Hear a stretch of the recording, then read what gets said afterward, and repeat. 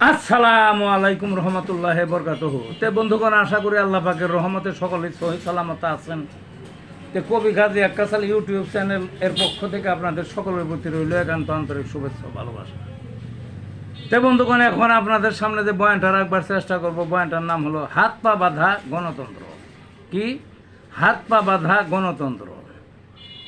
আমার কথা হলো, গণতন্ত্র কোনোদিন হাত পা বাঁধা থাকতে পারে না, কিন্তু আমাদের দেশে গণতন্ত্র একেবারে হাত পা বাঁধা।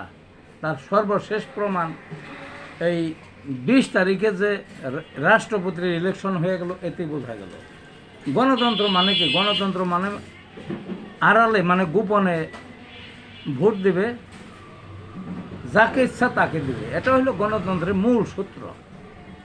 আদি যখন থেকে গণতন্ত্রের সৃষ্টি হলো পৃথিবীতে, যেখানে গণতন্ত্র সব জায়গায় একই নিয়ম।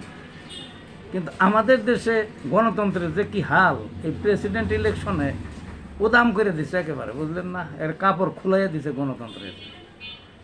হ্যাঁ, দেশের বয়স 56, গণপ্রজাতন্ত্রী বাংলাদেশ নাম, আর গণতন্ত্রের কাপড় চোপড় যদি খোলাই না থাকে তাইলে কেমন দেখা যায়? এটা মানুষে বলে কি, ন্যূনতম তো একটু জ্ঞান থাকা দরকার। এটা কে বলছে গণতন্ত্র?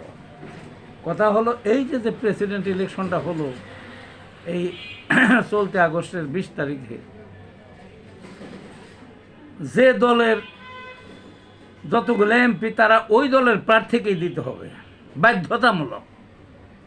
শুধু তাই না, কোনো গোপন নয়, একেবারে কর্তৃপক্ষের সামনে যে ভোট দিতে হবে, সিল দিতে হবে। ওই ব্যালটের মধ্যে আবার সিল দিয়ে তারপর ওই নিজের নাম লিখতে হবে, আসনের নাম লিখতে হবে। তাইলে এই প্রহসনের দরকারটা কি? এই সমস্ত ভোটের দরকারটা কি? এটা তো যে দলের আপনার ওই এমপি সংখ্যা বেশি তারা তো পাস করবে, যতটি যার এমপি ততটি ভোট পাবে। 2 জন প্রার্থী দাঁড়াইছে, এখন 2 দল সমর্থিত, যত এমপির সংখ্যা ততই। এখন একটা দলের এমপি বহু বেশি, তারা তো পুরাটাই পাবে।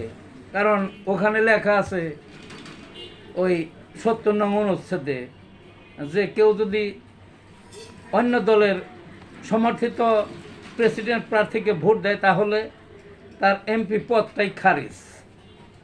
কাজেই ভোটটা দিচ্ছে এইভাবে। এটা তার গণতন্ত্র বলে না, ওই স্বৈরতন্ত্রেরও তো একটা সীমানা থাকে। এটা তো সব সীমানা অতিক্রম করছে।